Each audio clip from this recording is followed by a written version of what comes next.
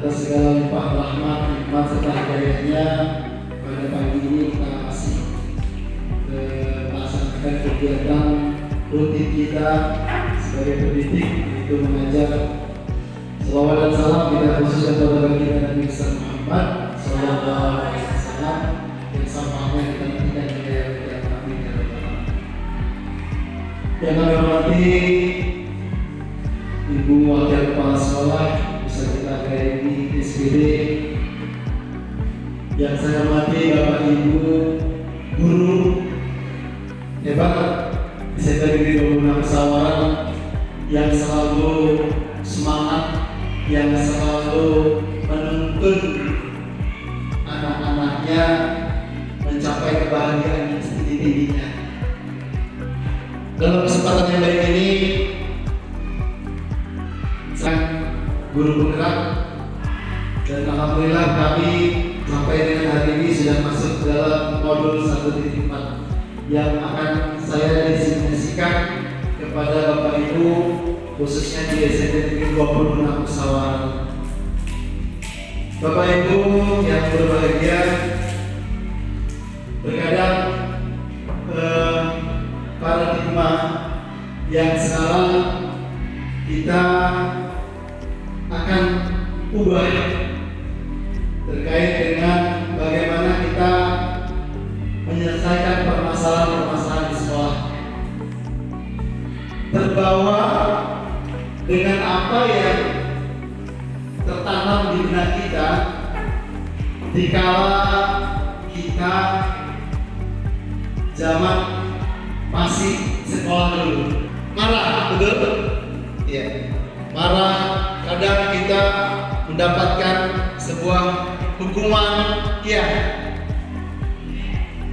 Kalau jangan dibilang kalau dimarah disuruh lari atau lain sebagainya. Namun metode segitiga restitusi sudah pernah dengar Bapak Ibu? Belum? Baik. Ini sekedar prolog saja, mukadimah saja. Namun untuk kita masuk, saya boleh memberikan isu ya, supaya jangan bergerak. Saya ini teman Bapak Ibu, ya. Jadi saya juga masih belajar di sini. Jadi kita sama-sama belajar. Baik, sekarang kita fokus. Saya akan sedikit memberikan sedikit ya untuk mengawali sebelum masuk dalam materi. Kata kuncinya ikuti kata-kata saya ya. Apa yang saya katakan ikuti. Oke? Siap ya? Sapi. Ayam.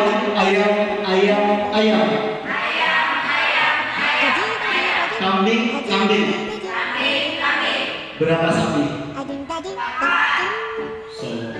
Berapa sapi? 3. Berapa jumlah sapi? Berapa jumlah sapi? Ada yang lain? Ada yang 3, ada yang 5. Ingat kata kuncinya, ikuti kata-kata saya.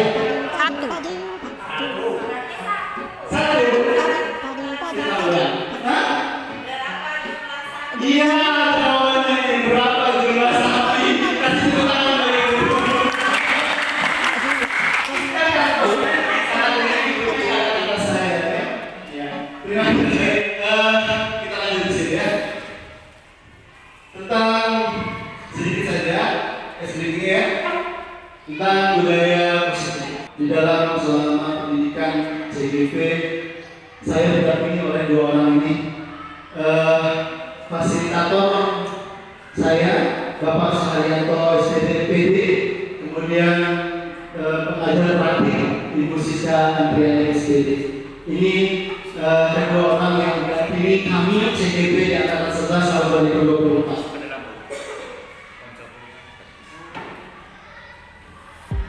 Bapak Ibu, segitiga restitusi. Segitiga restitusi adalah suatu proses dialog yang dijalankan oleh guru atau orang tua agar dapat menghasilkan murid yang mandiri dan bertanggung jawab.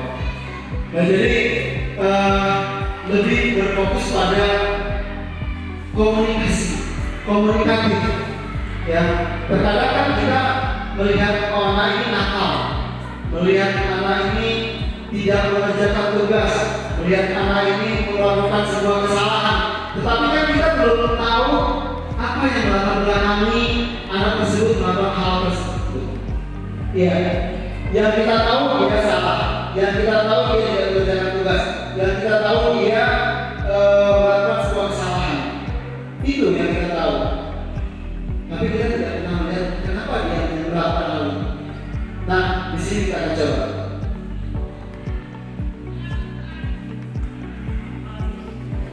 Hal yang berbeda dalam situ. Yang pertama, ketika perilaku yang salah perlu dikaitkan dengan keyakinan yang disepakati atau dituju. Bapak Ibu sudah waktunya, dan mungkin sudah ada beberapa kawan-kawan yang sudah membuat kesepakatan kelas. Sudah? Ya, kalau sudah alhamdulillah, dan kalau belum nanti kita akan coba membuat kesepakatan kelas. Kalau saya sudah buat di kelas 9B dan 9C kesepakatan kelas.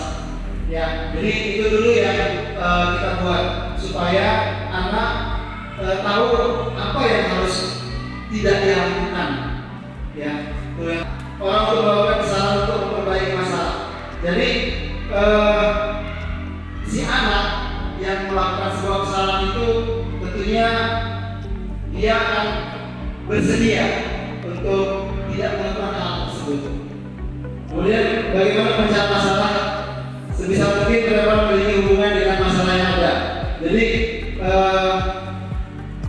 anak yang melakukan sebuah kesalahan, kita mengatasinya dengan memberikan gambaran, memberikan contoh hal-hal yang jika dia lakukan itu akan mengakibatkan apa. Ya, jadi kita kaitkan. Kemudian perlu adanya suatu usaha perbaikan dari pihak berbuat kesalahan. Jadi setelah dia berbuat kesalahan, dia akan memperbaiki dan tidak akan mengulangi lagi. Ada 3 tahap Bapak Ibu, ada 3 tahap dalam segitiga restitusi. Yang pertama, menstabilkan identitas. Bagaimana kita menstabilkan identitas? Tentunya siswa yang melakukan sebuah kesalahan sangat dilarang sekali untuk diadili di depan teman-temannya. Ya, jadi itu kita panggil dulu anak tersebut. Jadi kita panggil, kita berikan pemahaman dengan ya, kita ajukan sebuah pertanyaan-pertanyaan. Jadi yang pertama, meyakinkan bahwa wajar anak itu melakukan kesalahan. Jadi supaya dia nggak down. Jadi wajar saja kamu melakukan sebuah kesalahan. Namanya anak. Itu tadi, kalau kita melihat filosofi ngajar dewata, kodrat alam. Kodrat alam anak-anak itu bermain, kemudian ada yang disebut dengan nakal sekali anak. Itu kodrat anak-anak. Kemudian saya kembali tadi, manusia tidak ada yang sempurna. Kita sampaikan itu batas wajar. Jadi tidak ada manusia yang sempurna. Kemudian yang ketiga, kita memperbaiki. Ayo kita perbaiki. Ayo kita melakukan hal-hal positif. Jangan hal yang baru kamu lakukan nanti terulang kembali. Nah itu cara-cara kita bagaimana menstabilkan identitas, menstabilkan siswa itu. Jadi karena biasanya ketika anak itu dipanggil ke kantor itu udah deg-degan. Waduh, pasti saya dimarah. Waduh, pasti saya dipukul. Begitu ya Bapak Ibu. Tapi kita sebagai guru, langkah segitiga restitusi ini yang pertama adalah menstabilkan identitas. Yang salah kenapa dia melakukan kesalahan? Kalau dia terlambat, kenapa terlambat? Apa penyebabnya? Kalau dia tidak, ya, jadi kalau dia terlambat, kita tanya kenapa? Apa yang menyebabkan dia terlambat? Kemudian yang ketiga, menanyakan keyakinan. Jadi kita kaitkan dengan kesalahan yang dia lakukan. Ya, kita lanjut. Menanyakan keyakinan kelas. Tentu dari keyakinan kelas yang sudah dibuat di masing-masing kelas.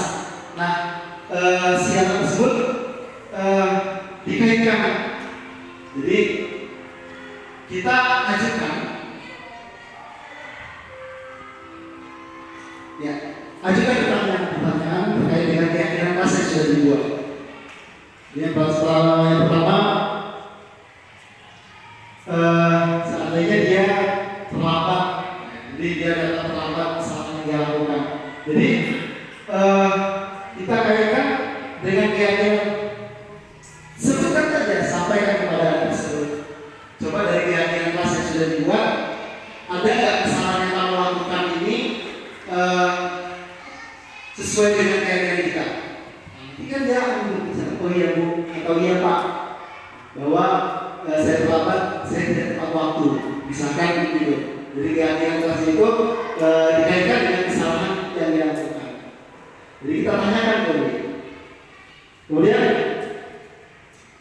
kita sepakati. Jadi dengan setelah dia melakukan kesalahan, kita sepakati apa yang kalian atau kamu perbaiki dengan kesalahan ini. Nanti kan dia akan sampaikan bahwa dia tidak akan melakukan hal tersebut atau seperti apa. Kita tunggu jawabannya. Kita tunggu jawabannya, dia maunya seperti apa. Apa dia nanti. Kemudian berikutnya gambaran sebuah kelas yang ideal oleh kamu. Jadi kita tadi yang saya sampaikan, kamu maunya seperti apa supaya kamu tidak melakukan atau tidak mengulangi terlambat datang. Jadi kalau kemarin saya sudah sedikit ambil pelajaran terkait dengan kelas 9B yang dia kebetulan terlambat. Nah, saya sudah coba untuk tahapan ini, tahapan segitiga restitusi, dan mengalir begitu saja Bapak Ibu, mengalir begitu saja. Dia menyadari bahwa oh iya saya terlambat tuh karena dia cerita dia karena dia begadang, terus sehingga dia manusia. Nah, hal-hal tersebut yang tidak akan dia ulangi lagi.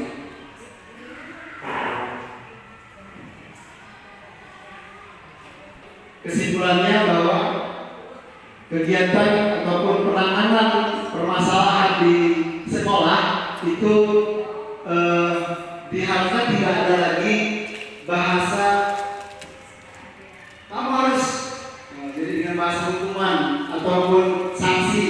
Ya, jadi kita lakukan segitiga restitusi itu. Jadi ada 3 tahap tadi Bapak Ibu. Yang pertama apa? Menstabilkan identitas, kemudian validasi tindakan, kemudian yang ketiga menanyakan keyakinan kelas. Dan tentunya saya berharap dan kita semua bagi kawan-kawan yang belum membuat sebuah keyakinan kelas yang akan dibuat, silakan sepakati dengan anak-anak didiknya apa yang akan disepakati untuk dan selama pembelajaran berlangsung. Seperti itu Bapak Ibu. Dan jangan suka-suka sering untuk menyampaikan, untuk mengingatkan kepada anak terkait dengan keyakinan kelas. Biasanya kalau sudah ditulis, ditempel, udah sebagai pajangan dinding saja ya, sebagai pajangan dinding, terus lalu diabaikan. Kalau tidak, kita sering-sering diulang-ulang, dibaca kembali. Ya. Oke, Bapak Ibu, sedikit berbagi terkait dengan budaya positif. Salah satunya